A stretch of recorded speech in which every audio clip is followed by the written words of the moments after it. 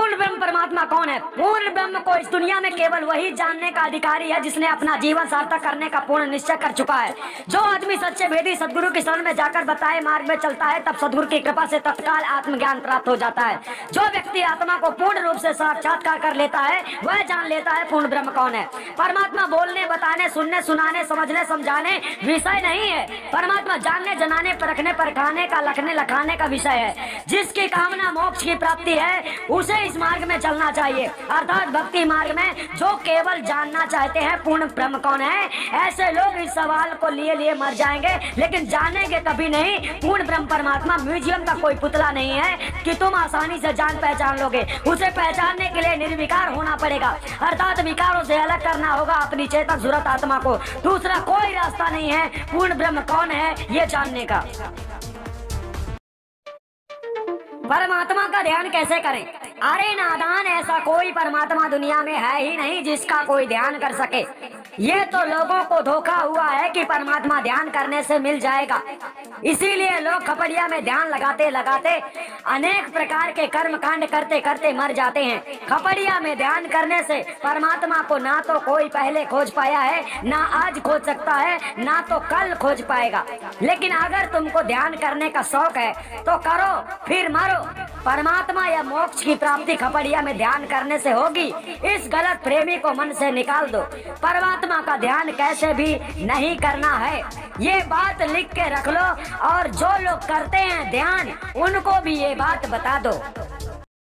ऐसा सिखाऊंगा कि 15 मिनट। मोक्ष पाना कठिन क्यों है? अरे नादान, मोक्ष पाना कठिन नहीं है, मोक्ष के रास्ते में चलना कठिन है। क्योंकि माया महाठगनी है, भक्तों की भक्ति में बाधा डालती है। वो अपनी पूरी कोशिश करती है भक्तों की साधना को खंडित करने के लिए। इसलिए लोभी, लालची, कामी, क्रोधी, झूठे, पाखंडी, विषय वासनाओं में लुप्त हैं। ऐसे लोग तो पहले से ही माया के वशीभूत हैं। ऐसे लोगों को माया आसानी से गिरा देती है। और जो साधक जंगलों में, गुफा, सुरंग आदि स्थलों में माया से अलग होकर साधना करना चाहते हैं, उनके सामने भी उपद्रव खड़ा करके, जैसे तामसिक उपद्रव, भूत, प्रेत, जानवर, अनेक प्रकार की डरावनी आवाजें सुनाना, जिससे कमजोर साधक मारे डर के छोड़कर चला जाता है, भाग जाता है, और इसमें माया कामयाबी हासिल कर लेती है और भक्त हार जाता है। इसलिए डरपोक, माया के वशीभूत लोग माया के गुलाम होते हैं। ऐसे लोगों को भक्ति में सफलता नहीं मिलती है, तो मुक्ति मिलना तो नामुमकिन ही है।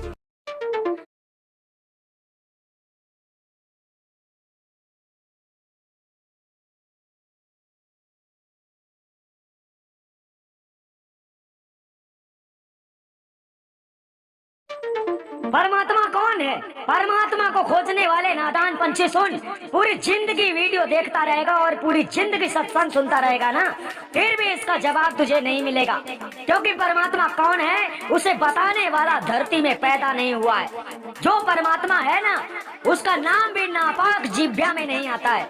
जो तुझे लोग बताते हैं कि राम, कृष्ण, विष्णु, शंकर जी, अल्लाह, खुदा, गॉड, रब, साईं, भगवान, ईश्वर, परमात्मा है, ये सभी झूठ बोलते हैं। परमात्मा को तुम तब तक नहीं जानोगे जब तक अपने आत्म स्वरूप को नहीं जानोगे।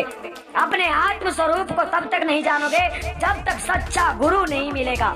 आज से परमात्मा को खोजना बंद कर दे, खुद को खोजना शुरू कर दे। अगर खुद को पहचान लोगे तो परमात्मा को भी जान लोगे।